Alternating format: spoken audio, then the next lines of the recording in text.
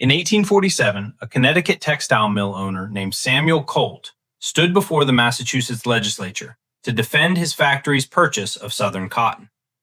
The transcript contains a single line that rarely appears in American textbooks. Our prosperity in the North depends entirely upon the continuation of slave labor in the South. This was not a Southern plantation owner. This was a Northern industrialist speaking openly about economic dependence on slavery in a state that had abolished slavery 60 years earlier. The document sat in the Massachusetts State Archives for over a century before historians began citing it widely. Think about the version of slavery you were taught, a regional problem confined to the South, morally opposed by the North. Then think about Northern factories, Northern banks, Northern shipping companies, all built on the foundation of enslaved labor. The myths about American slavery were not accidents of history. They were constructed, maintained, and taught for specific reasons. And the evidence against them has been sitting in archives all along. Before the Civil War, before the familiar narrative of North versus South crystallized into textbook simplicity, there was a different America. One where slavery was not a regional peculiarity, but a national economic system. One where the distinction between slave states and free states obscured a more complex truth. The conventional narrative taught in schools presents slavery as primarily a Southern institution, concentrated on cotton plantations practiced by a small elite. This version suggests that most white Southerners did not own slaves, that the North stood in moral opposition, and that the system was economically inefficient and destined to collapse. Census records from 1860 tell a different story. In South Carolina, 46% of white families owned slaves. In Mississippi, 49%. In Georgia, 37%. The 1860 census counted 393,975 slaveholders.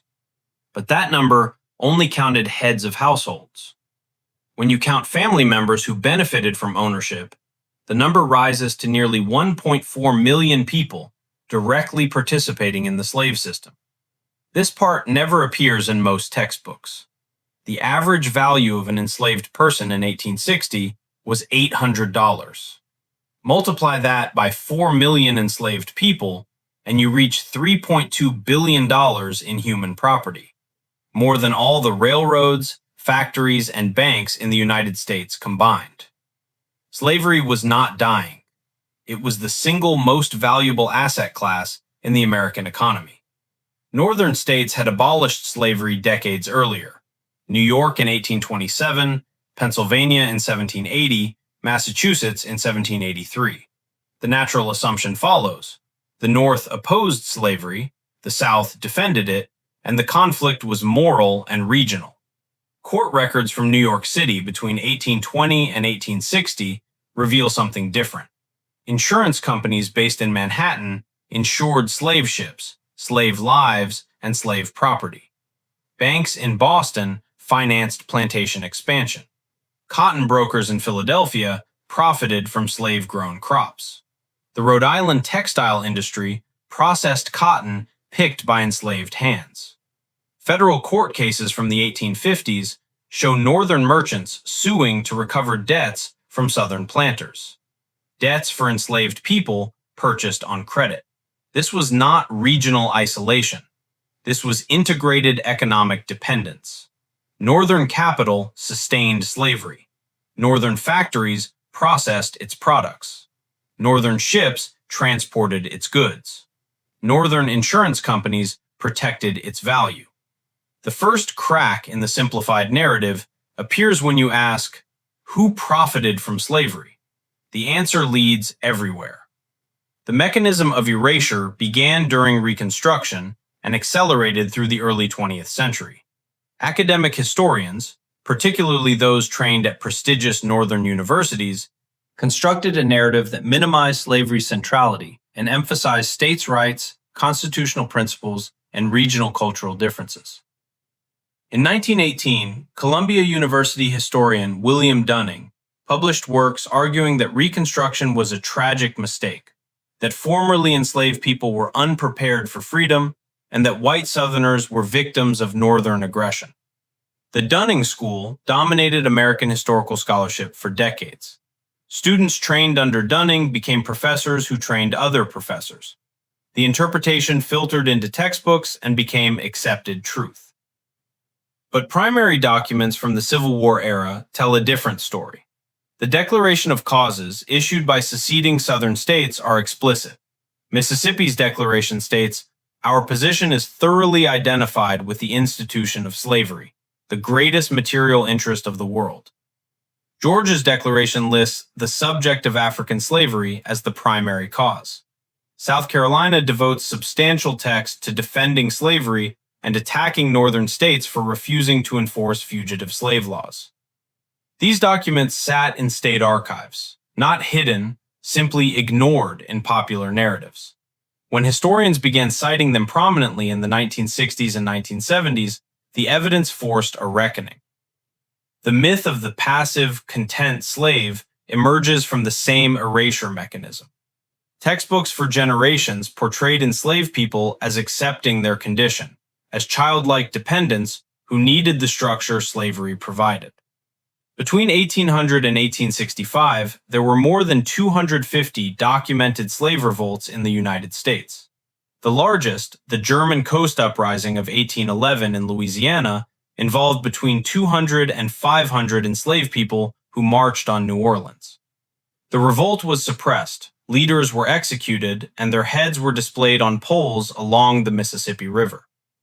In 1822, Denmark Vesey organized what would have been one of the largest slave revolts in American history. The plot was betrayed. Vesey and 34 others were hanged. Court records detail the sophistication of the planning, arms caches, coordinated timing, alliances between urban and rural enslaved people. In 1831, Nat Turner led a revolt in Southampton County, Virginia, that killed approximately 60 white people. The rebellion involved between 50 and 70 enslaved people. In response, white mobs killed an estimated 200 black people in retaliatory violence. But here's what they never taught you.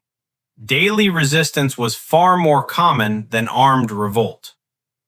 Enslaved people slowed their work pace, broke tools, feigned illness, learned to read despite laws forbidding it, maintained cultural practices, and ran away in numbers that forced elaborate legal systems for pursuit and capture.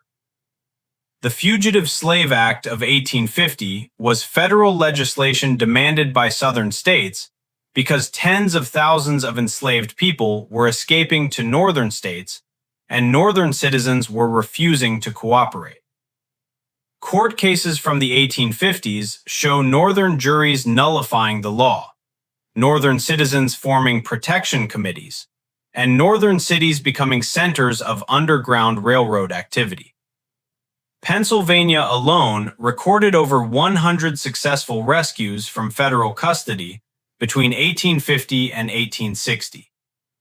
This was not passive acceptance. This was sustained, organized, multi-generational resistance.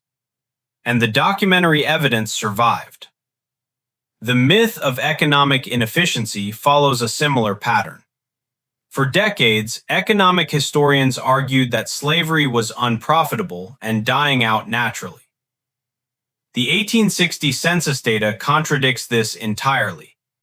Cotton production in 1860 reached 4.5 million bales, a 1,000% increase from 1800. The value of cotton exports was $191 million, accounting for 61% of all U.S. exports. Plantation records show profit margins between 8% and 12% annually, comparable to northern manufacturing. A skilled enslaved blacksmith could be worth $2,500 in 1860, equivalent to roughly $80,000 today.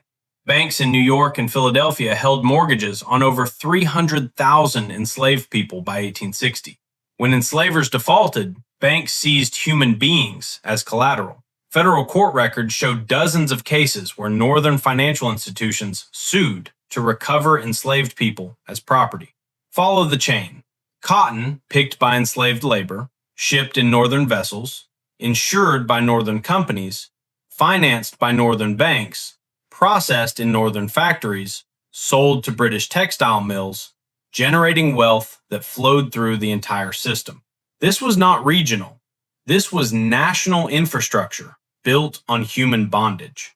The system did not collapse under its own weight. It expanded, it modernized, it became more entrenched. Between 1820 and 1860, the enslaved population grew from 1.5 million to 4 million. Not primarily through importation, the international slave trade was banned in 1808, but through natural increase and forced separation through internal trafficking.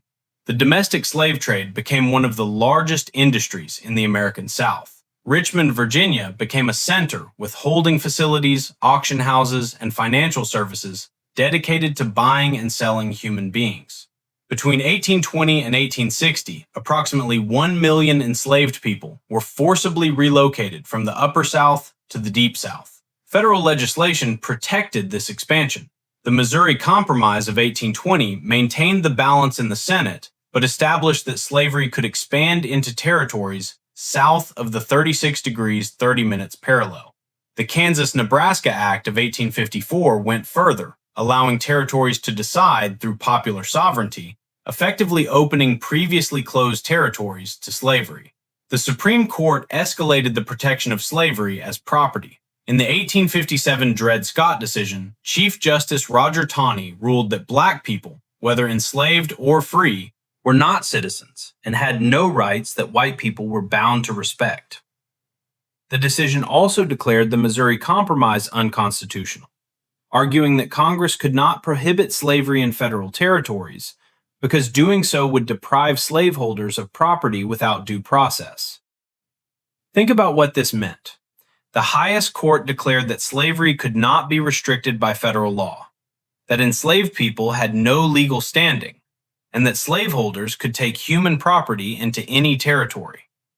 This was not a system in decline. This was a system using federal power to guarantee its expansion. Northern opposition existed, but it was neither universal nor morally pure.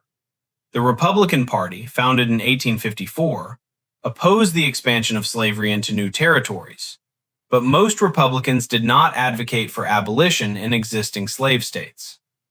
Abraham Lincoln, in his 1858 debates with Stephen Douglas, stated, "I am not, nor ever have been, in favor of bringing about in any way the social and political equality of the white and black races." Opposition to slavery's expansion was not the same as support for black equality. Many Republicans accepted white supremacy while opposing slavery's geographical spread for economic reasons. They wanted Western territories reserved for free white labor. Free black communities in the North faced systematic discrimination and violence.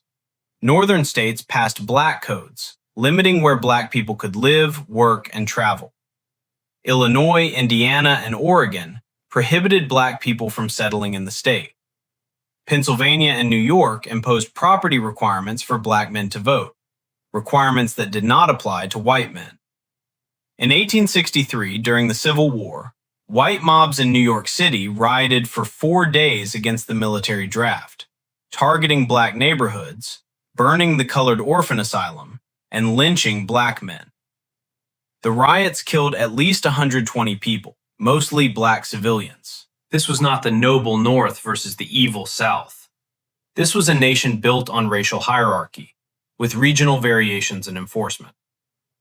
Between 1850 and 1860, Southern political leaders developed a sophisticated constitutional theory, arguing that slavery was protected by the Constitution and that any attempt to abolish it would justify secession.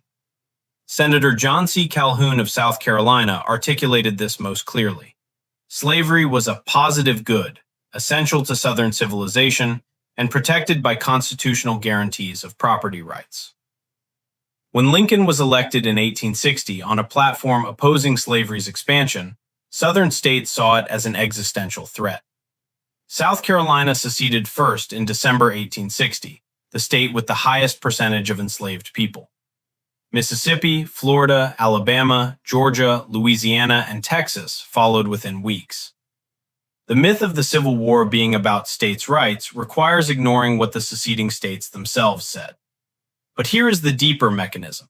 After the war, that myth was constructed deliberately to reunify the nation and to avoid the implications of having fought a war explicitly to preserve slavery. The Civil War did not begin as a war to end slavery. It began as a war to preserve the Union. Lincoln's first inaugural address explicitly stated he had no intention to interfere with slavery where it existed. The Crittenden Compromise would have permanently protected slavery in Southern states. Southern states rejected these compromises.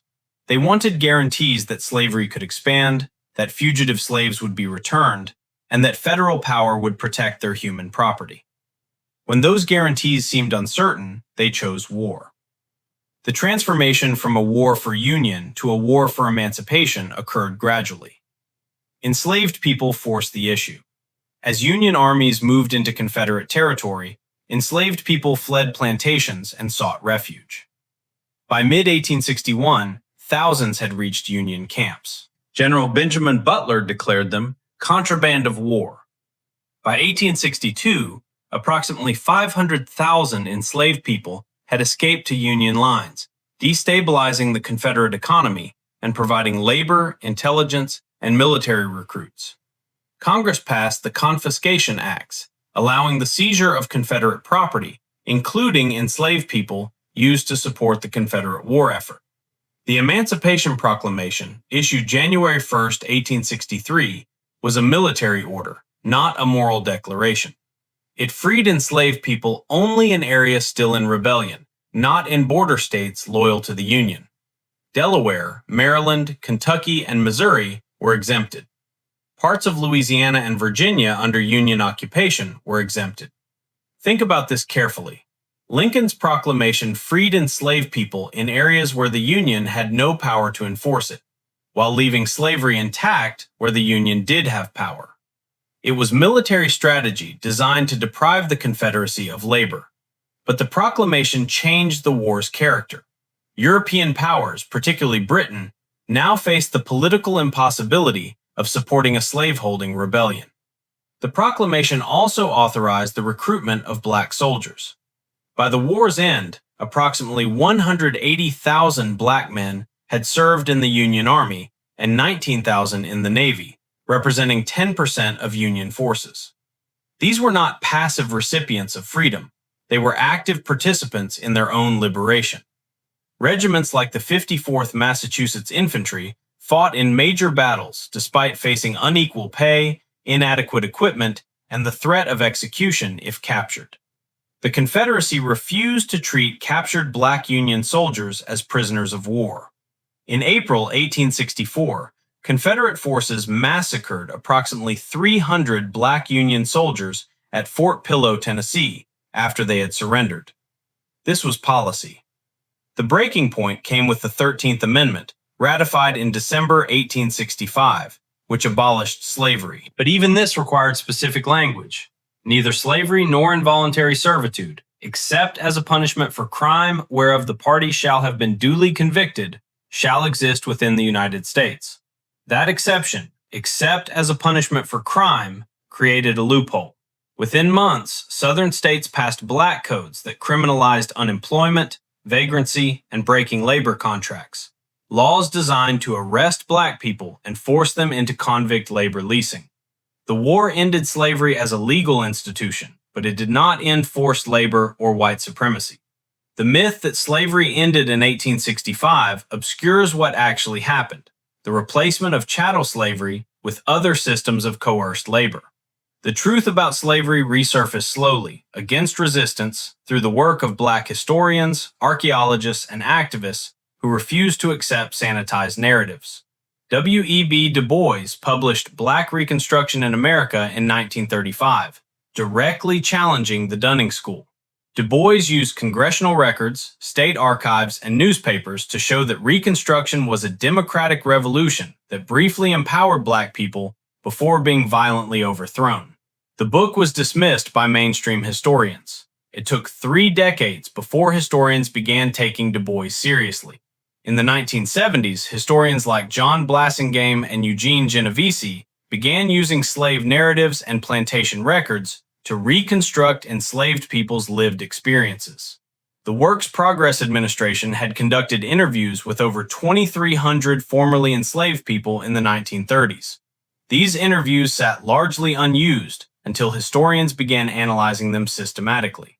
Archaeological excavations at plantation sites revealed material culture that contradicted simplified textbook stories. At Monticello, Thomas Jefferson's plantation, archaeological work revealed the living conditions of the 130 people Jefferson enslaved, including Sally Hemings, a relationship Jefferson's descendants denied until DNA evidence confirmed it in 1998. The myth of Northern moral superiority crumbled as historians documented Northern complicity.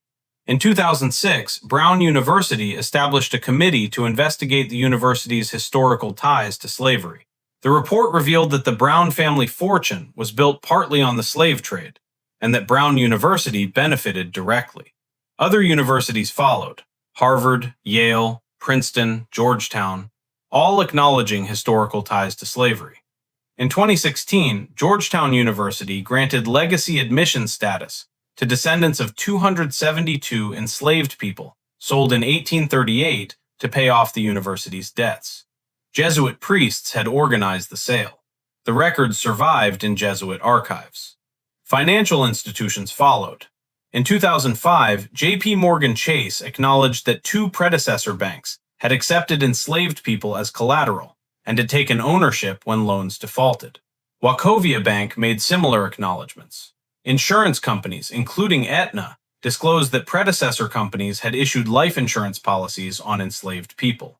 The pattern repeats. Evidence was there all along.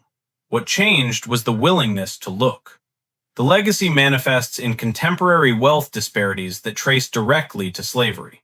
Enslaved people generated wealth equivalent to trillions of dollars in today's currency, wealth that enriched white families across generations, while black families accumulated nothing.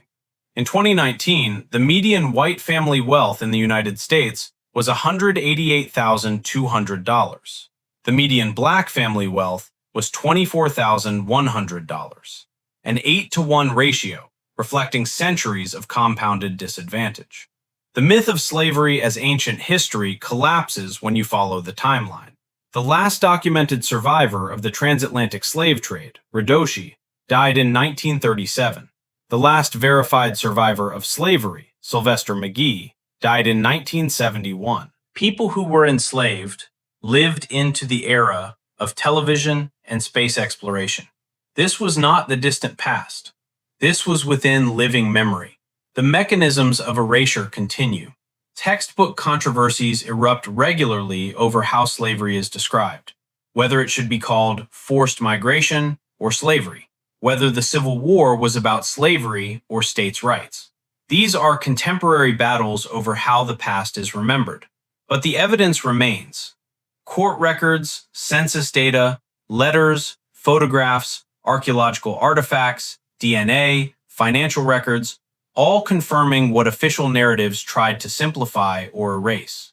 The 7 myths about American slavery, that it was confined to the South, that enslaved people were passive, that the North opposed it morally, that it was economically inefficient, that most white Southerners didn't participate, that the Civil War wasn't about slavery, that it ended in 1865, all collapse when examined against documentary evidence. What emerges is a different history. A national system of exploitation, sustained by law and violence, generating enormous wealth, defended by sophisticated political arguments, resisted continuously by those enslaved, ended by war and constitutional amendment, and replaced by systems of discrimination that continued for another century. The suppressed truth resurfaced because people refused to accept the sanitized version. They searched archives, they excavated sites, they analyzed data. They demanded that institutions acknowledge their histories. The pattern of denial and eventual revelation is how difficult histories are confronted. But in this case, the evidence was never truly hidden. It was cataloged and preserved. What was hidden was the willingness to see it. That willingness is changing, slowly, against resistance. But the documents speak, and what they reveal is a history far more complex, far more damning, and far more directly connected to the present than the myth suggested.